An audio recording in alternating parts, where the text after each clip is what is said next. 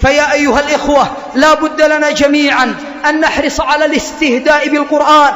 والله إن أعداء الإسلام أرادوا صرفنا غاية الصرف عن كتاب الله، فصار أكثر المسلمين من أبعد ما يكون عن القرآن.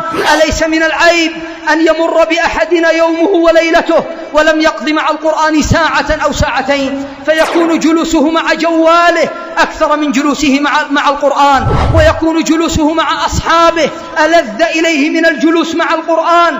إن هذا والله لمن الخلل الذي قد فسدت به أذواقنا وما نسعد به وتحلو به حياتنا. فالقرآن يعيد لك الضبط، يصحح بوصلتك ويعيد ضبط فطرتك على الأصل الأصيل الذي هي عليه. إذا أقبلت على القرآن وعشت مع القرآن وأكثرت من تلاوته رأيت البركة والنور والهدى والسعادة في جميع أموره، ولكن أكثر الناس لا يعلمون.